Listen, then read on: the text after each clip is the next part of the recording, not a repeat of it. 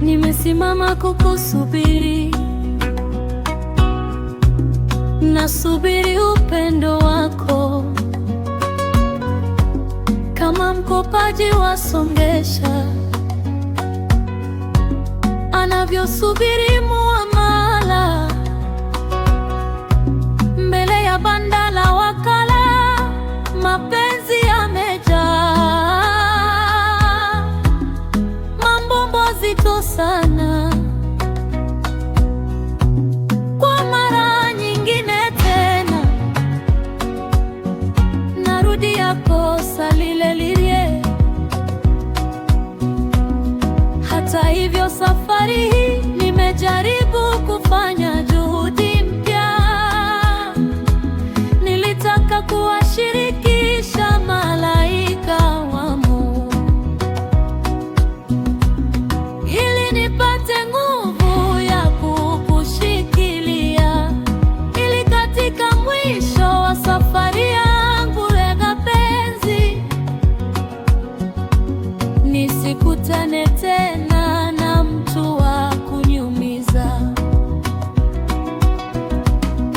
Lakini nashangaa, ikiwa Mungu mwenyewe ndiye aliyeniweka mikononi mwako, je, alifanya makosa?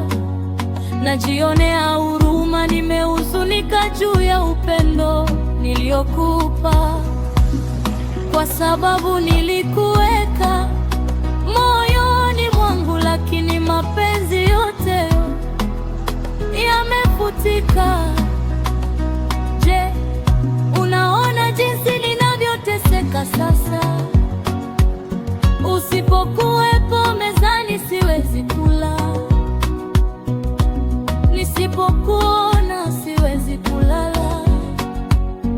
Mapenzi yamejaa mambo magumu sana. Nikiumwa basi najua dua yangu iko mikononi mwako tu. Hakuna haja ya kuita gari la wagonjwa, kwa sababu wewe ndiye mkombozi wa moyo wangu.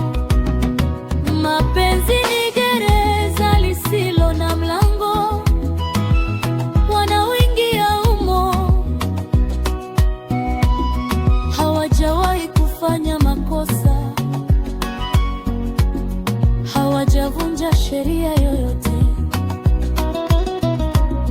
Nikipagawa siku moja, chanzo kitakuwa ni wewe.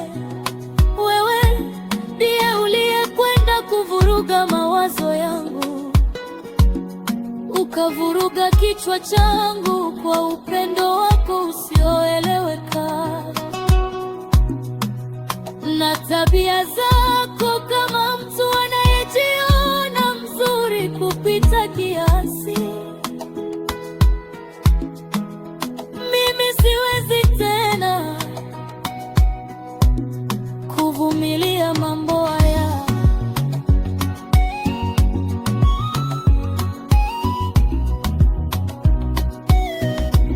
Njoo unibembeleze, njoo ucheze nami ili nipone. Kwa nini usifungue safari ya ushindi wangu? Hakuna mchuzi mtamu kama ulimi wako. Njoo karibu, michezo ya kimapenzi